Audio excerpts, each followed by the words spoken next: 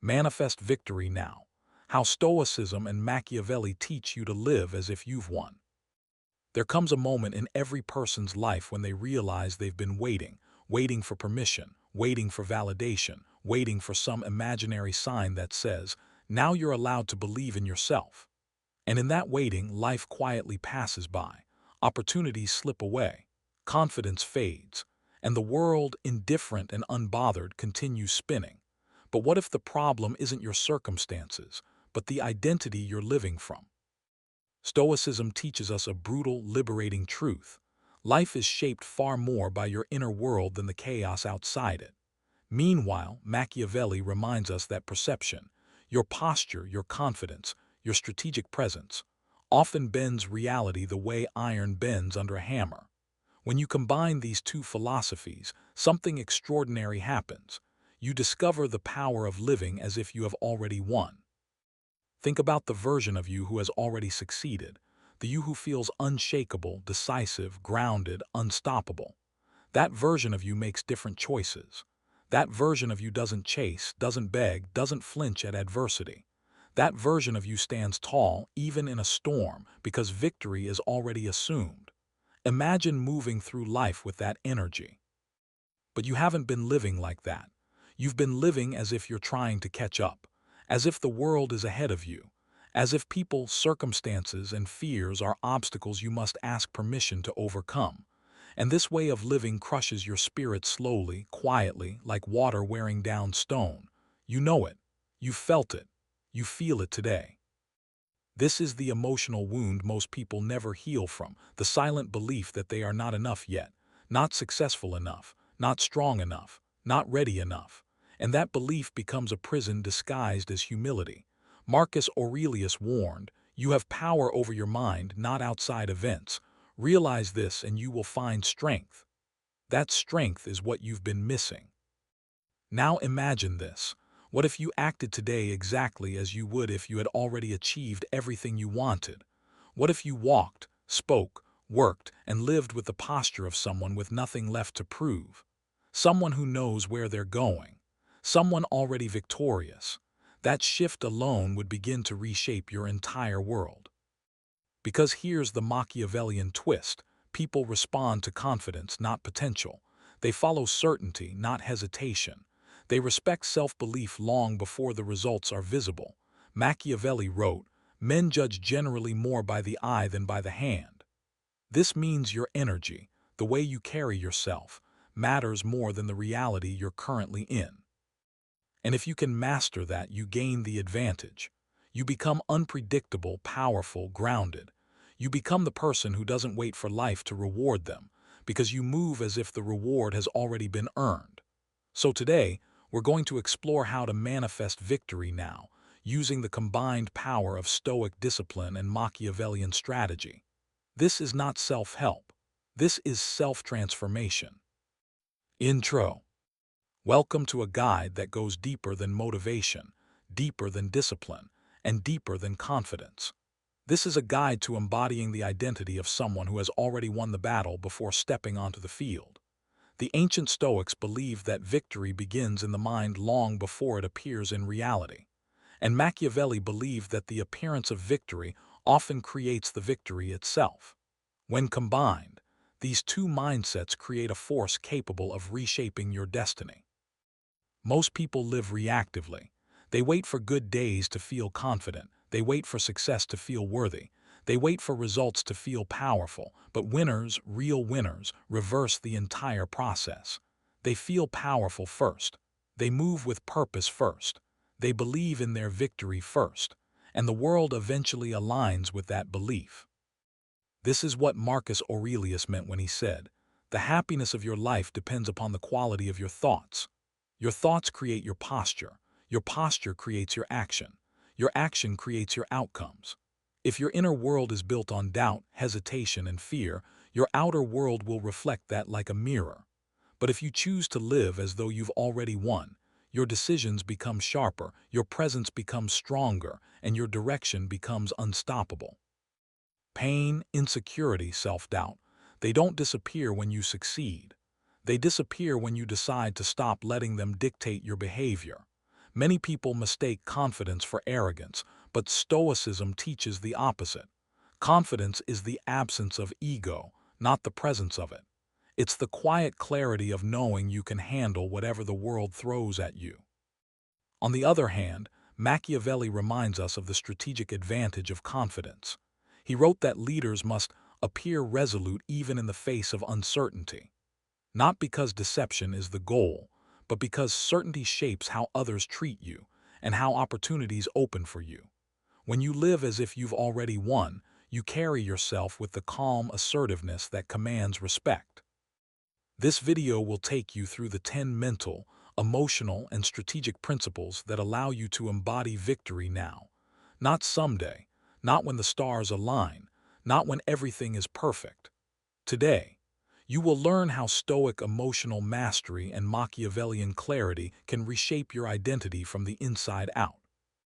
Prepare to confront the truths you've been avoiding, the fears you've been tiptoeing around, the limiting beliefs you've been dragging with you for years, and the emotional wounds that have been weighing down your progress. We're pulling them to the surface, not to break you, but to rebuild you. Because a person who has already won does not carry the dead weight of doubt. So as you listen, breathe deeply. Let yourself feel the pain points that resonate. Let yourself visualize the stronger version of you waiting beneath the surface.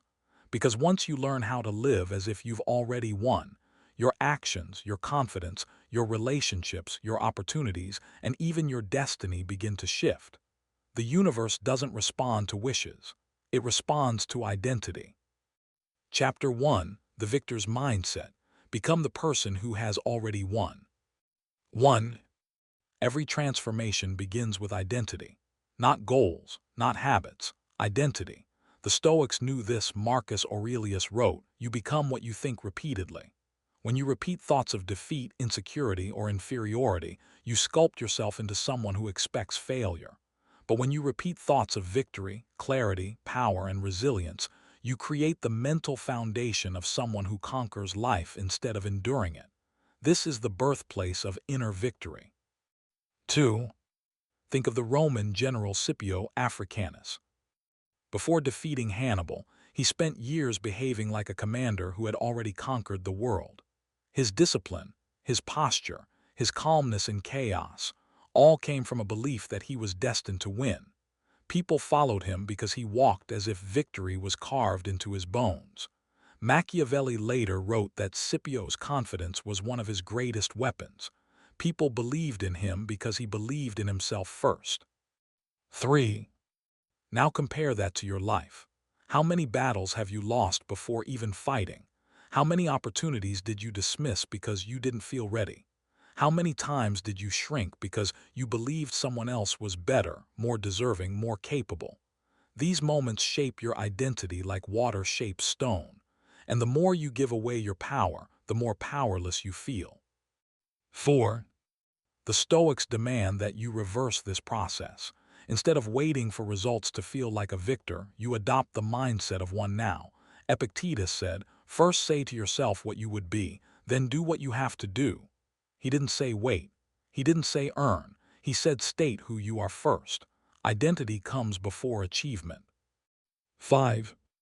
But this isn't just philosophy, it's psychological warfare. When you adopt the victor's mindset, your fears lose their leverage. Your doubts stop controlling your decisions. Your insecurities stop whispering in your ear every time you try to grow. Suddenly, you become the version of yourself who makes powerful decisions, not the fragile version that life has beaten down over the years. 6. People feel this shift. They see it in your eyes, your posture, your presence. You begin to resemble someone who carries an inner blueprint of victory, someone who commands their path rather than follows it. This is where Machiavelli's insights become essential. Appear strong when you are weak. Appear confident when you are uncertain. Not because you must deceive others, but because acting like a victor trains your mind to become one. 7. You've lived too long thinking life happens to you.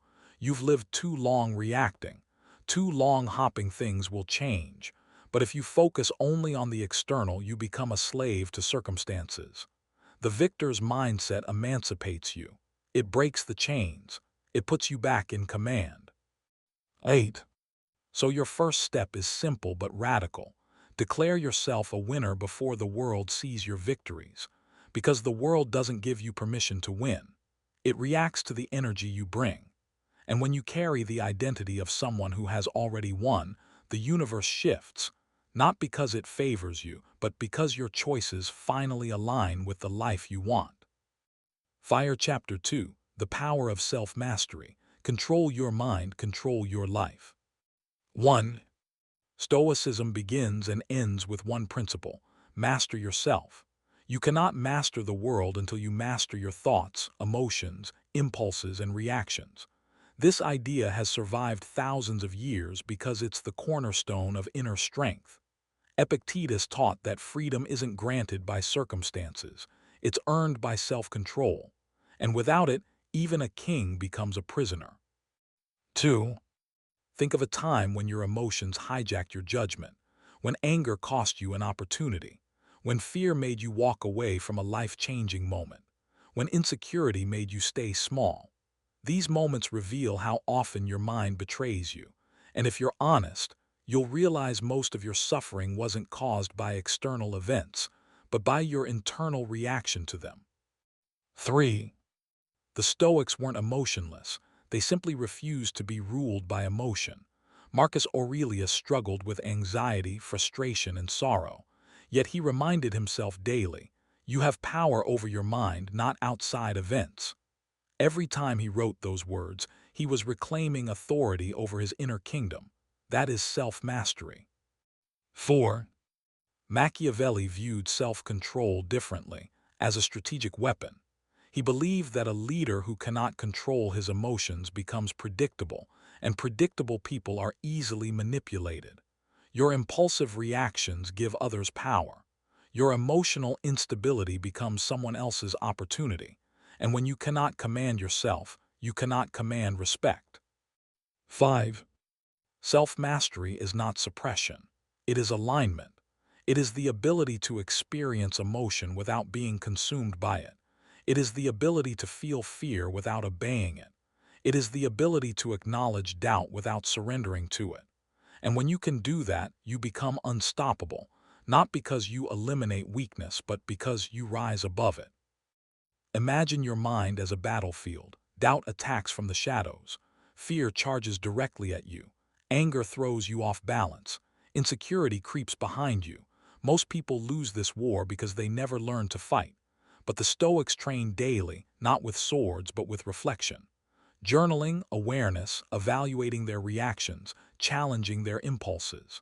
This mental discipline made them warriors in every sense.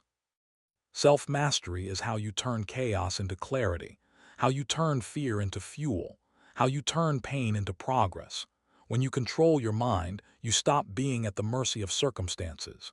You stop being reactive. You stop being fragile. This is when people begin to sense your strength. This is when opportunities begin to align with you because your presence radiates someone who is deeply in command. So ask yourself, how much of your life is controlled by your emotions instead of your principles? How much time have you lost to overthinking? How many relationships have been sabotaged by fear? How many dreams have died because doubt kept whispering in your ear? Self-mastery isn't optional. It's the foundation upon which the rest of your life is built. And without it, victory is impossible. The art of silence. Become powerful by speaking less. 1. Silence is one of the most underestimated forms of power. In a world where everyone is desperate to speak, to explain, to prove, to defend, silence becomes a rare and commanding presence. The Stoics sought silence because it sharpened clarity. Machiavelli valued silence because it protected power. Between the two, silence becomes a weapon far sharper than words. 2. Have you ever said something in anger and regretted it instantly? How many times have you revealed too much to people who never deserved your vulnerability? How many opportunities have you lost because you tried too hard to impress, explain, or justify yourself?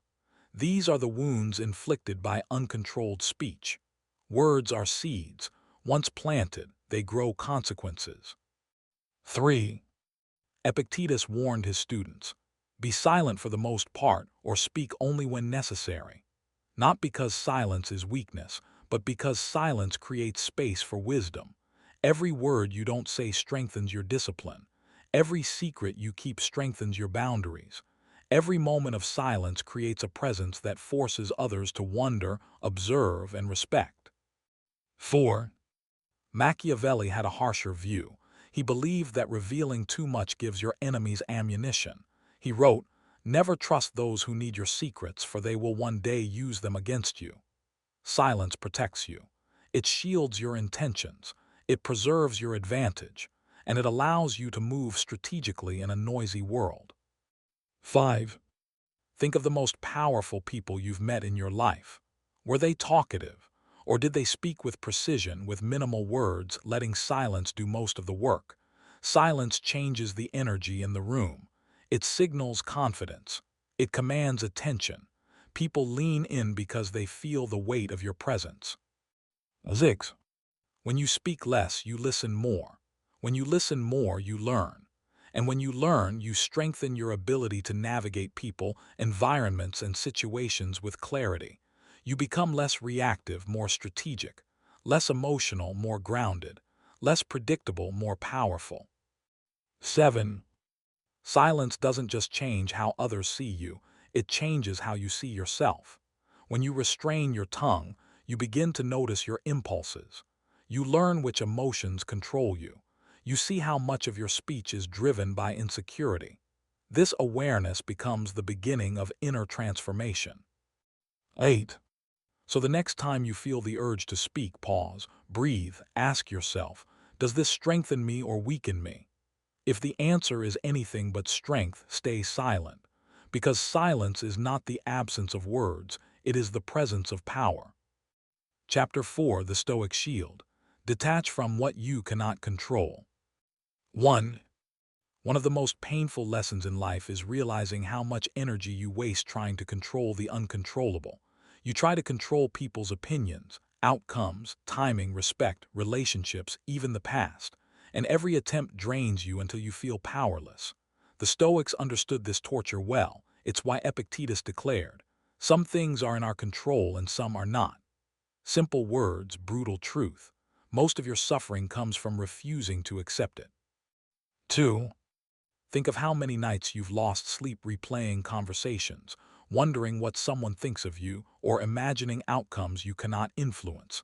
This is emotional slavery, your mind chained to shadows. Marcus Aurelius wrote in his journal, "Today I escaped anxiety," or "No, I discarded it because it was within me." This is the Stoic shield, the ability to detach from illusions and reclaim clarity. 3.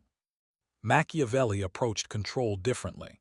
He believed a leader should focus entirely on what he can influence and ruthlessly ignore the rest.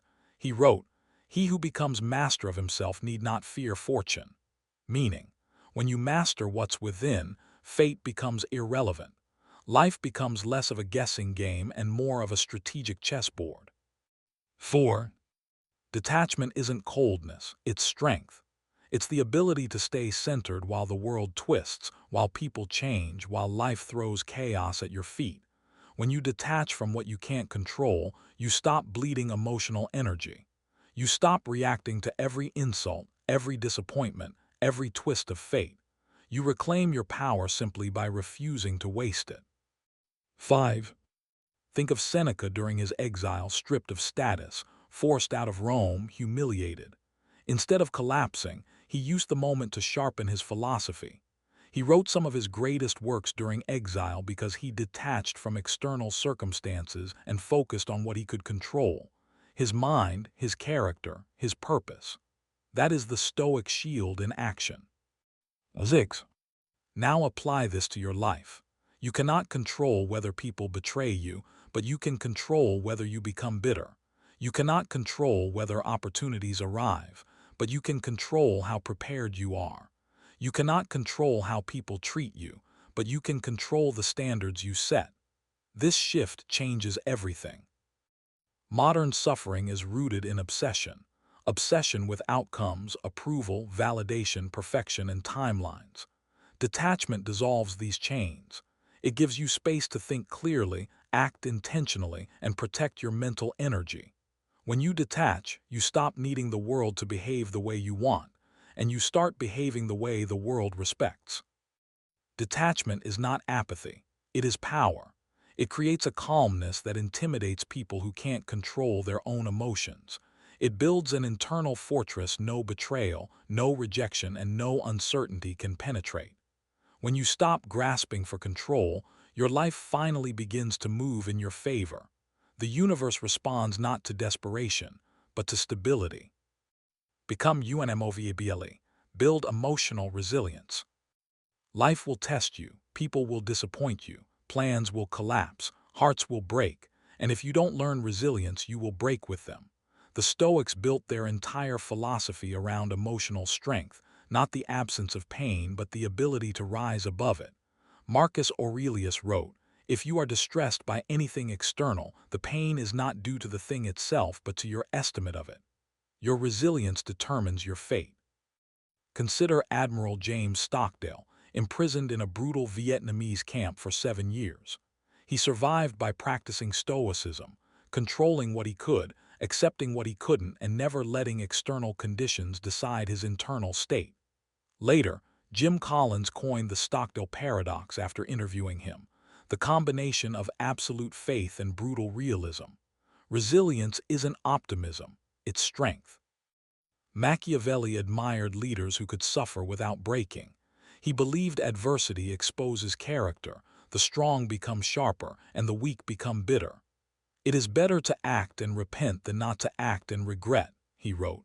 Resilient people act because fear doesn't own them. Fragile people freeze, retreat, or crumble. Resilience begins with acceptance, not passive defeat but active clarity. "This is the reality. I may not like it, but I will face it." When you stop resisting reality, you free the mental strength needed to change it. Pain without acceptance is torment. Pain with acceptance becomes fuel. But resilience is not built in comfort. It is forged in the fires of adversity. The heartbreaks you thought would destroy you ended up strengthening you. The failures that humiliated you taught you discipline. The betrayals sharpened your intuition. Every scar made you wiser. Every setback built the version of you listening to this right now. Stoics practiced voluntary hardship, cold exposure, fasting, walking barefoot, simplifying possessions, not to suffer, but to strengthen their tolerance. Because a person who can endure discomfort becomes unshakable in the real world. The more you can handle, the less the world can control you. Imagine yourself as a tree in a storm. Without deep roots, the wind will tear you apart. Resilience is those roots.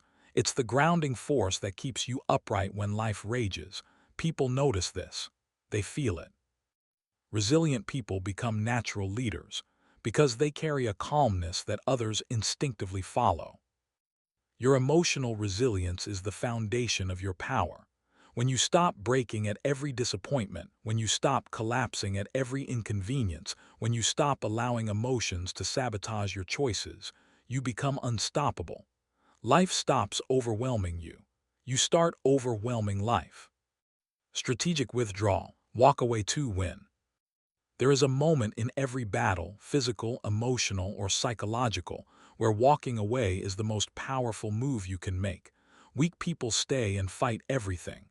Powerful people choose their battles. Machiavelli understood this intimately. He who fights all the time will eventually lose everything.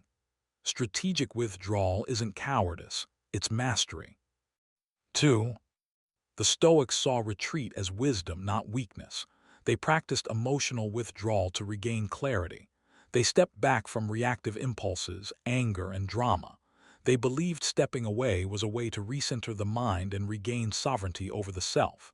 As Seneca said, "He who is brave is free." And sometimes bravery means knowing when not to fight. 3. Think of Spartacus, the gladiator who freed himself from slavery. He didn't fight every battle. He avoided unnecessary conflict. He retreated strategically to strengthen his forces. This is why his rebellion lasted as long as it did. When you conserve your energy, you outlast those who burn themselves out. Look at your own life. How many arguments have you engaged in that weren't worth a breath?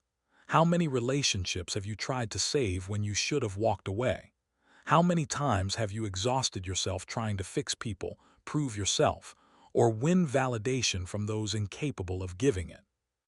Strategic withdrawal is choosing peace over ego. It's refusing to waste your energy on the unworthy. It's stepping back from situations that drain you, degrade you, or distract you. You regain clarity. You regain strength. You regain control. Machiavelli taught rulers to pull back when a situation offered no advantage, to escape conflict when it served no strategic purpose, to walk away when staying meant losing power. The same applies to your life. There are environments, people, and commitments that do nothing but bleed you dry. The Stoics withdrew inward, not to escape responsibility but to strengthen themselves. They returned to battle mentally sharp, emotionally grounded, and spiritually ready. This is how you must withdraw when needed, not to hide, but to recharge, recalibrate, and return stronger. Walking away is a superpower. It signals you do not fear loss. It shows you cannot be baited. It proves your value comes from within, not from external approval. When you master strategic withdrawal, you stop losing battles that never mattered, and you start winning the ones that do. The power of discipline. Become consistent, become unstoppable. 1. Discipline is the bridge between who you are and who you want to become. Without it, intentions remain dreams. With it, dreams become inevitabilities. The Stoics treated discipline not as a punishment, but as a form of self-respect. Marcus Aurelius rose before dawn every day despite being emperor of Rome because he believed discipline was the foundation of greatness. We often romanticize motivation, but motivation is unreliable. It fades with moods, weather, emotions, and convenience. Discipline ignores all of that. It is loyalty to yourself. It is doing what your future self desperately needs, even when your present self resists. Seneca said, "Most powerful is he who has himself in his own power." Discipline is that power. Machiavelli saw discipline as the hallmark of a formidable leader. A leader who lacks discipline becomes predictable, lazy, and vulnerable. A disciplined person, however, becomes resilient to chaos, immune to temptation, and capable of outlasting competitors through sheer consistency. Think of Miyamoto Musashi, the undefeated samurai. His entire life was built on disciplined practice, self-denial, and relentless refinement of skill. He didn't wait for the world to make him great. He disciplined himself into greatness. That is the mindset of legends. Now look at your life. How many times have you made promises to yourself and broken them? How many times have you started something and quit when it got uncomfortable? These moments erode your self-trust. Discipline rebuilds it.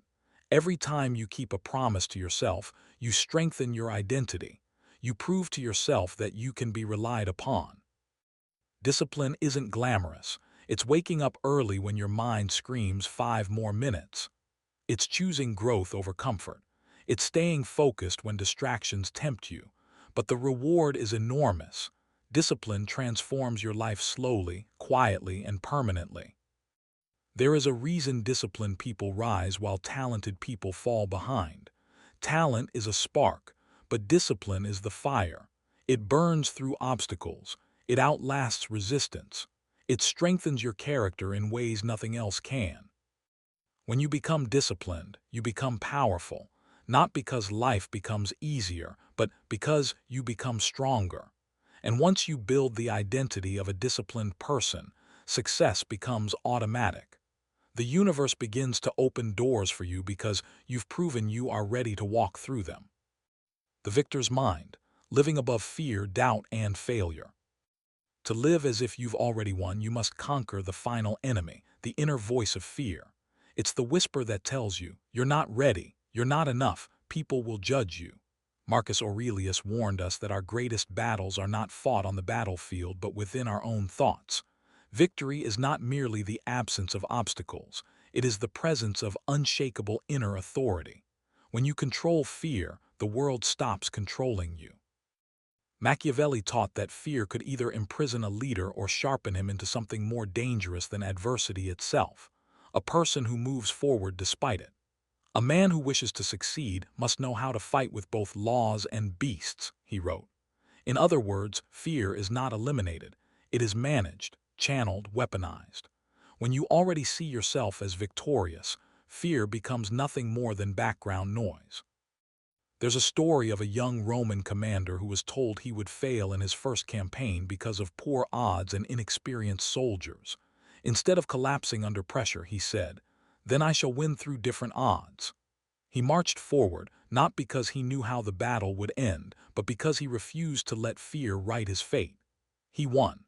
And his philosophy: act with the certainty of a man already crowned. Seneca said, "We suffer more often in imagination than in reality."